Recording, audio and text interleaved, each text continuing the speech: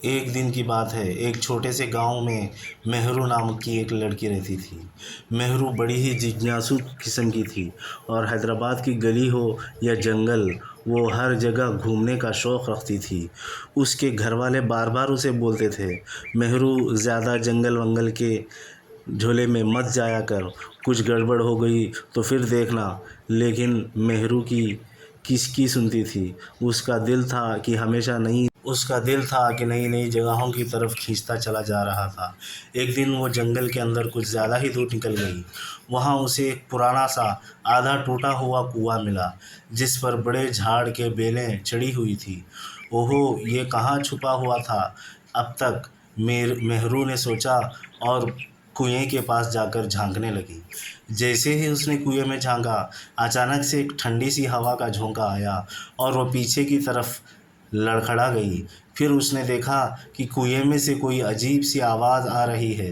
तभी नीचे से एक गहरी और डरावनी आवाज़ गूंजी, तूने मुझे जगा दिया है इंसान, कहकर।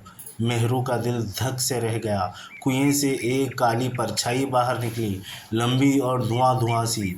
वो एक जिन्नात था जिसका नाम था तालिब।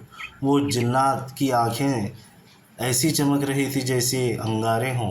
वो बोला, मैं सदियों से यहाँ बंद पड़ा था। अब जब तूने मुझे आज़ाद किया है तो मैं तेरा एक काम कर सकता हूँ। बता, क्या चाहिए तुझे।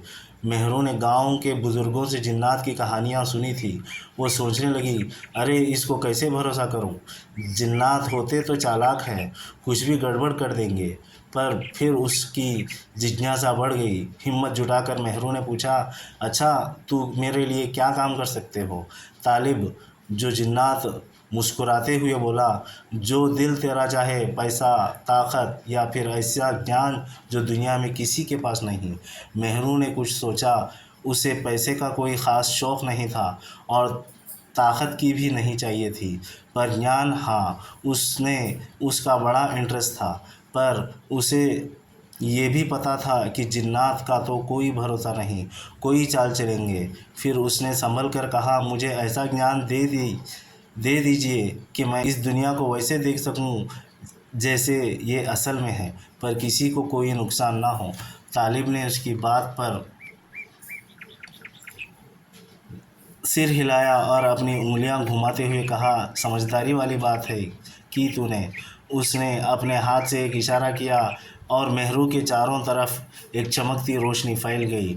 जब वो रोशनी ख़त्म हुई तो मेहरू की आंखें बड़ी हो गई। अब वो दुनिया को वैसे नहीं देख रही थी जैसे पहले देख सकती थी। उसे दिखने लगा कि इस दुनिया में जो चीज़ें छुपी हुई थी वो सब सामने आ गई थी। जो इंसानों के बीच रहते थे पर दिखाई नहीं देते थे, और हवा में फुसफुसाहटें जो दूर दूर की कहानियाँ ला रही थी। पेड़ पौधे, जानवर, यहाँ तक कि पत्थर भी बातें कर रहे थे। पर अचानक उसे एक काली छाया दिखाई दी जो दूर किसी कोने में छिपी थी। वो छाया कुछ खतरनाक और डरावनी लग रही थी। तालिब उसकी घबराहट को देखकर बोला, देख, दुनिया में रोशनी भी है और अंधेरा भी। अब जब तू सब कुछ देख सकती है, पर याद रखना, कुछ चीज़ें जानना अच्छा नहीं होता। मेहरू ने सिर हिलाया और समझ गई कि अब उसे बहुत संभल कर चलना होगा।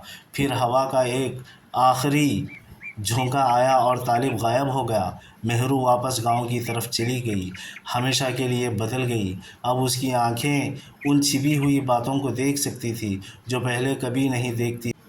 और भले ही उसने तालिब को फिर कभी नहीं बुलाया, पर उसे हमेशा एहसास रहता था कि वो कहीं से उसे देख रहा है, जैसे उसे याद दिला रहा है कि विज्ञान और खतरे। और भले ही उसने तालिब को फिर कभी नहीं बुलाया, पर उसे हमेशा एहसास रहता था कि वो कहीं से उसे देख रहा है, जैसे उसे याद दिला रहा है कि विज्ञान और खतरे, जिज्ञासा और खतरे के बीच बस एक पतली सी लकीर होती।